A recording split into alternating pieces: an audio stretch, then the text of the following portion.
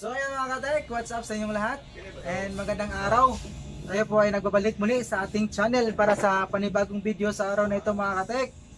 And kasama ko sa aking likod si Michael Tech. Ayan, hindi na si Ninyo Tech kasi andun sa kabila. So ayan mga katek, bali meron tayong gagawin na video ngayon. Isang Pinsonic na 32-inch DTV. Bali ang problema nito mga katek ay lumabas naman yung kanyang logo na Pinsonic. Tapos mga ilang seconds lang, segundo lang na biglang bumabagsak. So nagdi-dim lang kanyang display, tapos wala nang makitang display kasi nagdi-dim na lang siya. So tingnan lang natin 'to mga kate kung ating bang kaya ba nating ayusin. So bago tayo magsimula ay gusto ko munang mag-shoutout yung ating mga malulupit na kaibigan diyan. So unahin natin yung mga malulupit na mga technician mga katek. At sana po ay puntahan nyo ang kanyang channel kasi napakarami nyo talagang matutunan kapag pinuntahan nyo itong mga malulupit nating kaibigan dito. Ito po ay ating mga mentor. Dito po tayo kumukuha ng ating mga nalalaman sa pagre-repair. So unahin na natin mga katek yung ating pinakamalupit na master na technician. So ito sa sorry po, nabubulol ako. Ito po ay pinakamalupit na technician mga katek. Ito si Liboy Technician. Grabe, puntahan nyo kanyang channel mga katek kasi napakaganda ng mga binibigay ng ibinabahagi niya mga tutorial doon na talagang maiintindihan nyo, tapos madadagdagan natin yung ating mga kaalaman doon sa ating pagre-repair. Itong kanyang classmate mga katek, yung nagpa-shoutout sa kanya, yung CBGM 3 God Protect, by classmate ata ni Sir Liboy kasi nag-comment to na pa-shoutout daw si Sir Liboy Tech. So ayan, shoutout sa iyo BGM 3 God Protect. And kay next natin ay si West Jojo Tech, so napakalupit din ito. At kay Marco Frances 713 Mix Vlog, shoutout idol. Isa din itong malupit na technician.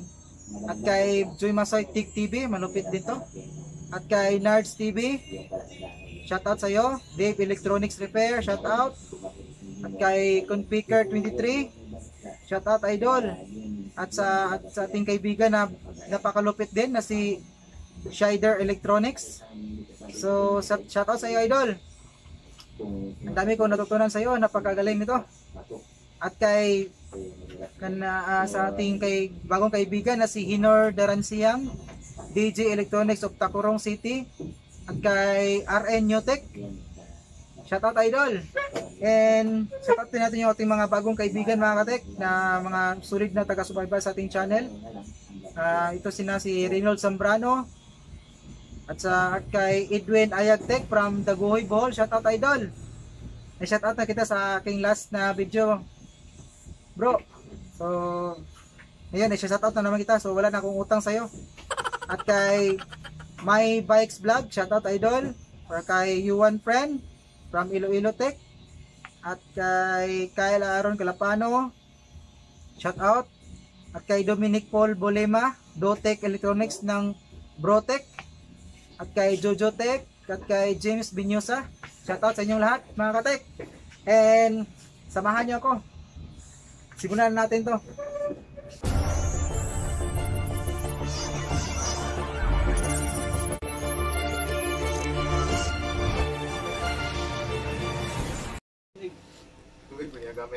Yan mga katek.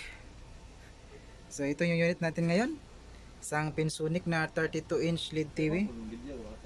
So ngayon mga katek ay surprise natin. Plug in natin.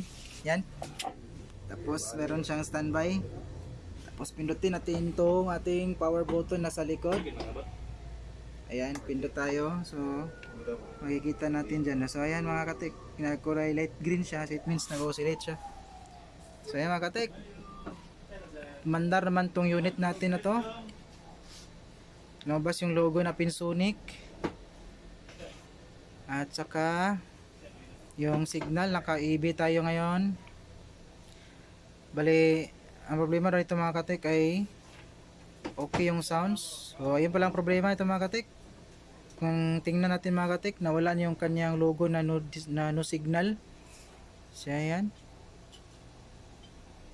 nagsa-shutdown yung kanyang Tikon, yung kanyang display. Pero meron siyang backlight mga katek, oh. Okay yung backlight nito. Ayan, kung makikita nyo mga katek. Huwag nyo lang lakasan pag dikdik mga katek, baka mabasag. So kung ganito lang pag testing mga katek, kung okay yung backlight, nagdi-dim siya. Ayan, kung makikita nyo mga katek, ayan.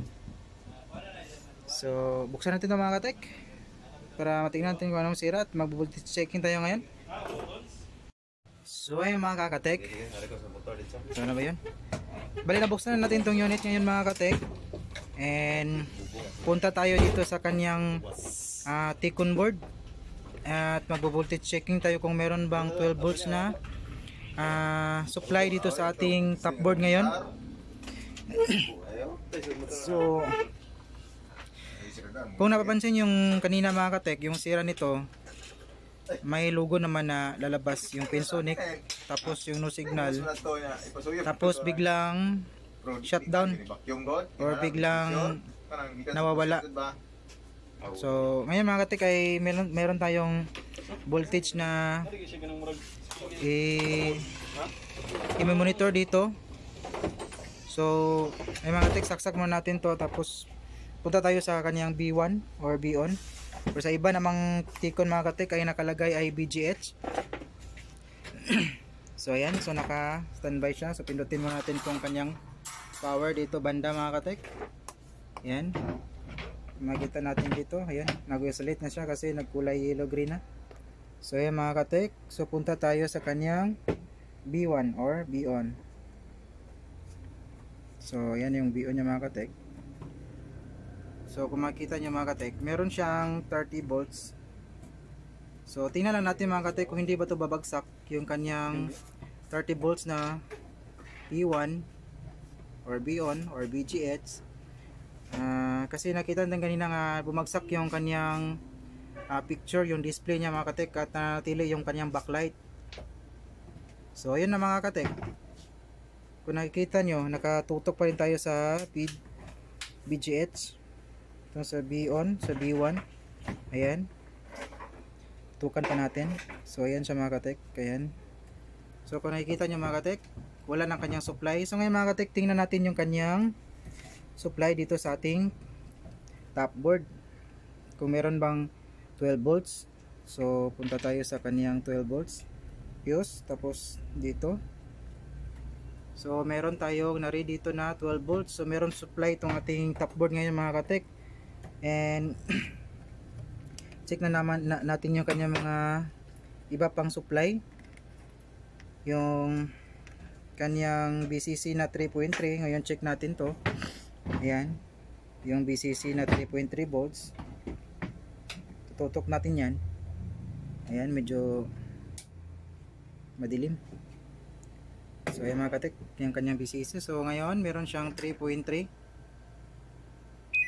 Ayan, tapos ito naman kanyang 1.8 dito banda. Ito yung 1.8 na BCC niya mga katek. Tutok natin ulit to. Ayan. So meron siyang 1.8. Tapos tingnan natin yung ibang supply nito mga katek. So yung ating HB-in, tingnan natin.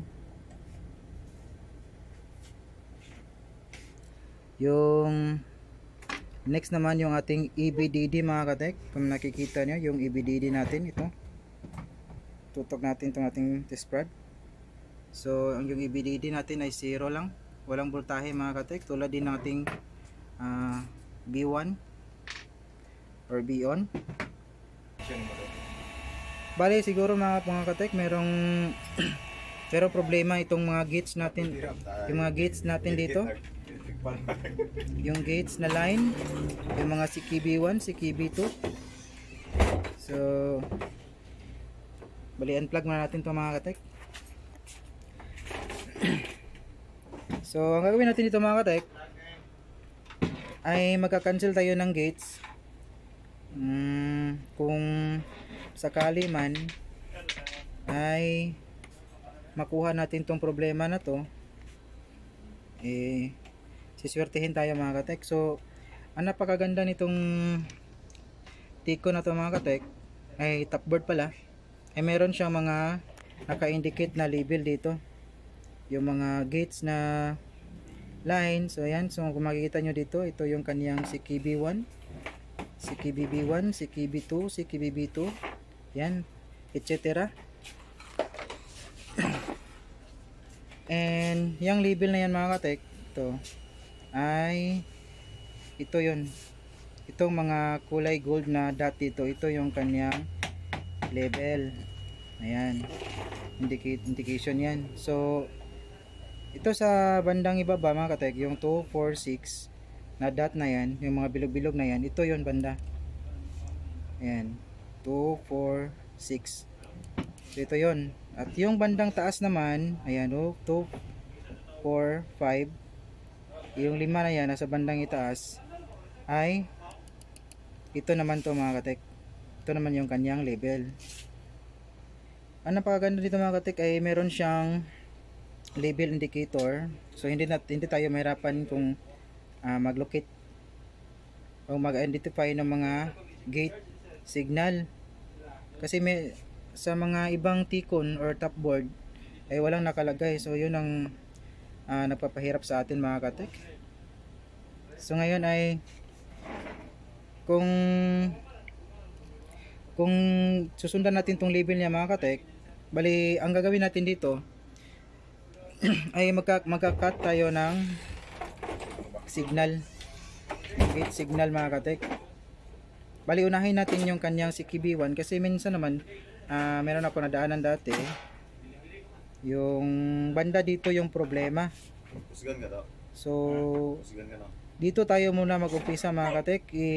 I-cut natin yung signal na nanggaling sa ating DC to DC IC, yung CKB signal. Kasi pag mayroon itong improvement or tingnan lang natin pagkatapos ng ikato kung meron pa improvement, kung wala naman ay lilipat tayo dito sa ating kabila. So sa kabila naman mga katek, magkabilaan to para lang itong T-con meron siyang left and right na ribbon. So dito kung walang T-con, top board lang, so ayan, kailangan talagang natin mag-cut dito. Kung top board, T-con board lang ito mga katek, ay maglagay lang sana tayo ng tape. Kaso ito ay top board, kailangan talaga natin i-cut yung linya, yung gate signal dito. So bali ito yung indication niya mga katek. Bali sundan niyo ito mga katek.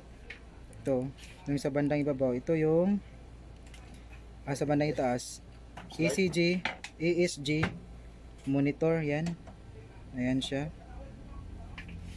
Tapos yung katabi naman niya yung CKB2 ayan, ito, and etc. Tapos ito naman sa bandang baba niya mga katek, ito yung CKB1. So mapansin niyo mga katek, pang tatlo siya, 1, 2, 3 yung CKB1 banda dito mga katek, ito. So magkadugtong yan. Yung magkadugtong naman dito sa kabila mga katek, chinek ko na yan yung continuity. Yung kadugtong na CKB1 lines ay papunta naman dito sa ating kabilang BAP. So sanay nakita nyo ito mga katek, sobrang liit kasi. So ayan, banda ito mga katek, ito yung CKB1, yung magkadugtong sa kabila. So ayan mga katek, ito yan. Buti na lang mga katek ay meron tayong nakitang ginawa ni Master Leboy Technician. Napakagaling, napakagandang explanation. Tayo po ay maraming natutunan doon. Sobrang napakalapit talaga ng isang master. Doon tayo natuto ng kung paano ba mag-cut ng tamang gate signals mga katek. Kasi yung ginawa ko dati kinat ko to lahat yung mga CKB signal Yung napakahirap naman kapag hindi tayo naka-jackpot dito sa linya, nandun sa kabila yung problema, ay naku po, ang hirap pa namang idugtong to mga katek, sobrang liit. Buti na lang medyo matalas pa yung ating mata, kaya naidugtong pa natin.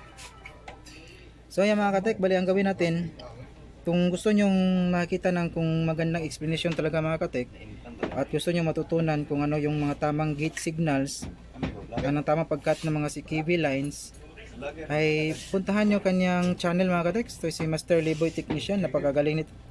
Ang dami kong natutunan sa kanya. So sandali lang mga katek, kasi post muna natin to, may nag-grinder. Yan mga katek, balik tayo. So bali ang ginawa ko dito mga katek,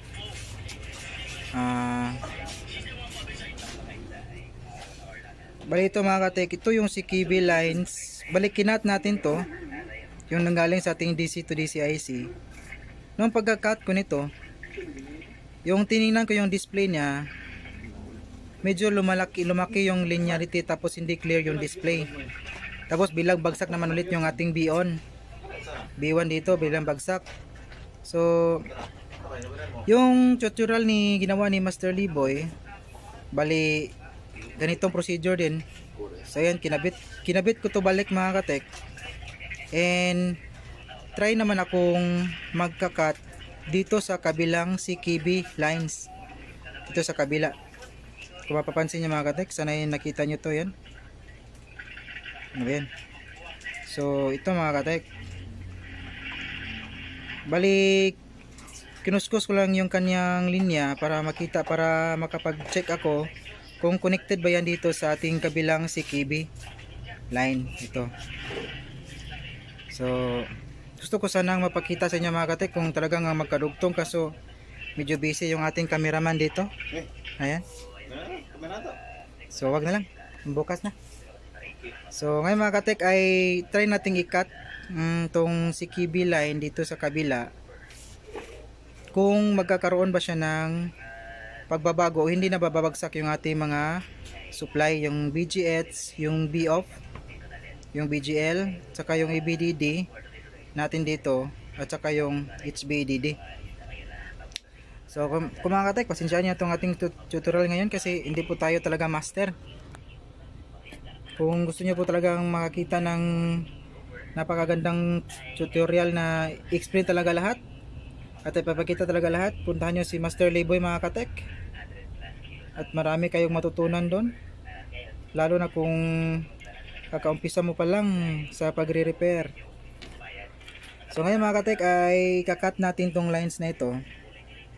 Ayan. So ngayon check muna natin to mga katek kung babagsak ba ulit yung, para makita natin na bumagsak yung kanyang CKB, yung kanyang BGH, yung kanyang B-on or B1. So ayan. Bali-plug natin to ulit para baka sabihin ng ating mga katek dyan na mayroon tayong magic na ginagawa dito. So ayan, plug in natin yan, tapos naka standby siya, tapos pindutin natin yung kanyang power dito. So tutok natin tong ating tester, 20 spread sa ating B-on. So pindutin natin yan, tapos makikita natin yan, nagkukulay green, light green. So tutok natin tong kanyang ating B-on, ating test spread sa ating B-on, B1. Yan, kung makikita nyo mga katek, ayan. So sandali lang mga katek, sandali lang yung kanyang paglabas yung kanyang 30 volts sa ating B-on, tapos bagsak ulit. So ulitin natin, unplug natin, tapos plug ulit, tapos pindutin yung ating power, tapos tutok tayo sa ating B-on. So ayan, so wala talaga siya mga katek. Kailangan pa nating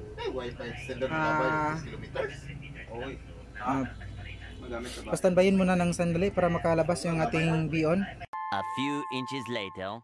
So balik tayo mga katek. So ulitin natin tong ating procedure kanina. Plug in natin, standby, tapos pindutin yung ating power button dito. Ayan, nagkakulay light green. So tutok tayo ulit sa ating B-on. Ayan. So meron siyang 30 volts mga katek. So nakikita nyo, meron siyang 30 volts.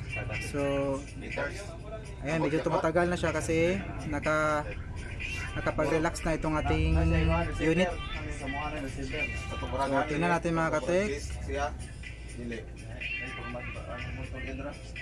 kasi biglang babagsak to. Ayan mga katek, ayun na, bagsak na yung kanyang B-on, B1. So ayan mga katek, and nanatili yung kanyang backlight mga katek. Ayan, Tapos yung kanyang 12 volts. Ayan, present. 1.8. Ayan, meron rin. Ayan, 1.8. Tapos yung kanyang BCC. Ayan, BCC natin. 3.3 present. So talagang ang yung B-on lang talaga yung wala mga katek, at saka yung PGL or B-off, tapos yung EBDD at HBDD mga katek. Pasensya na yan itong ating tutorial ngayon mga katek. So ayan, wala talaga, 0. So ngayon mga katek, ikakat na natin yung kabilang CKB lines mga katek, at tingnan natin kung magkakaroon tayo ng improvement dito mga katek. So ayan mga katek, bali ikakat natin itong mga katek, sobrang liit naman ito. So sana makuha natin to ng maayos mga katek.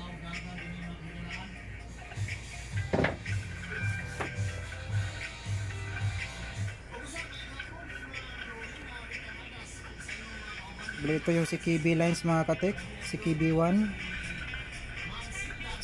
lang yung ating ikakat dito mga katek. Yan, siguro okay na siguro to mga katek. Sana'y nakita nyo to mga katek at nasundan. Huwag nating masyadong ilapit kasi medyo nagblurred siya mga katek. So ayan, bali itong linya na ito mga katek, yung kinat natin ito. Ito yung CKB 1. So para nakat na natin ng maayos mga katek. Ayan. So ayan mga katek, tayo ay mag-check na naman ulit.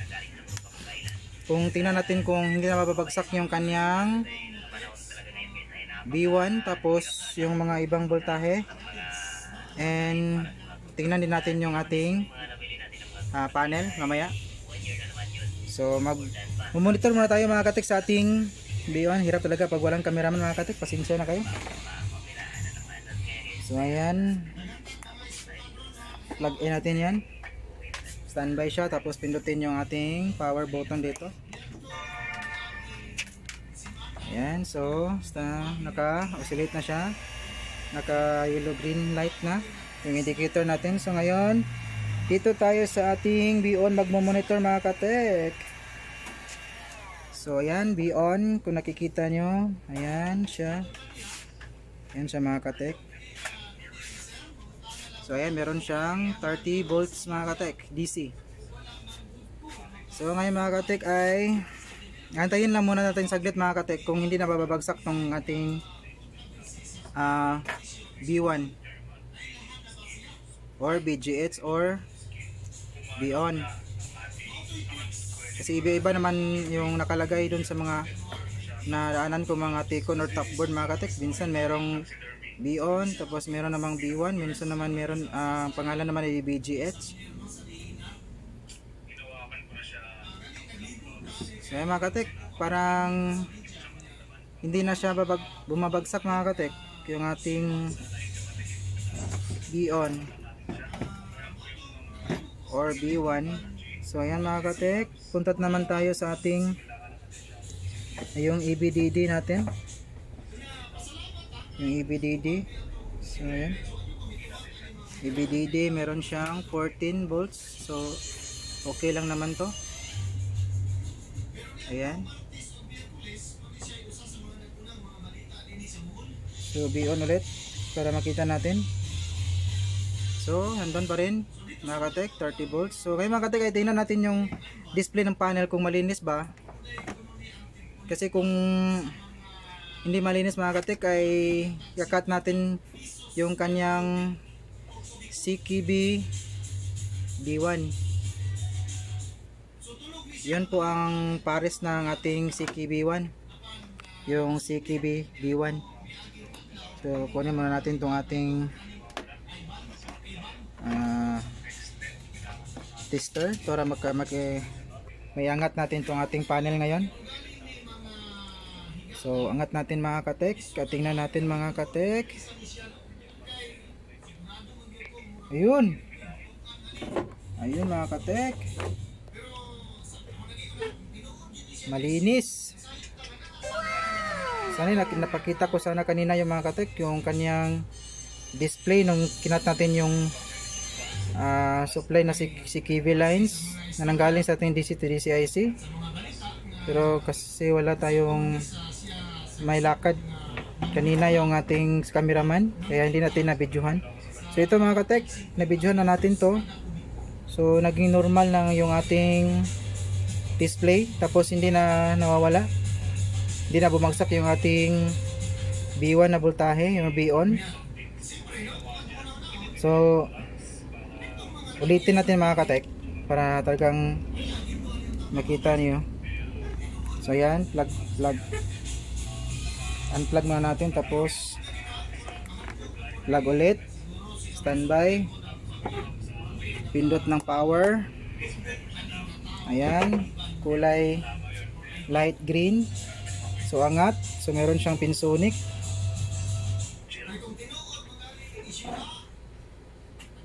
Tapos labas yung kanyang no signal, ayun. So ayun mga katek, kung napapansin nyo kayo na mga katek, yung hindi natin kinat yung kabilang si KB lines, ay bumabagsak itong ating display, yung ating panel, yung picture, at yung kanyang B1 na 30 volts bumabagsak. So ngayon mga katek, ay hindi na siya bumagsak mga katek. Siguro nakuha natin yung tutorial na ginawa ni Master Liboy. Sobrang napapasalamat po ako sa taong to. Kasi marami po ako natutunan sa kanya. So bali close muna natin to mga katek, tapos mag-check tayo ulit para lagyan natin ng signal. Yan. So kung gusto niyo talagang makita ng napakagandang tutorial mga katek, yung step by step kung paano to ginawa mga katek, ay puntahan nyo lang yung ating Master Liboy technician. So close muna natin to mga katek. So ayan mga katek, natapos na natin isara yung ating unit ngayon na isang pinsonic. So ngayon mga katek ay plug in muna natin to para makita nyo yung kanyang display. Tapos pindutin yung ating power nasa likod.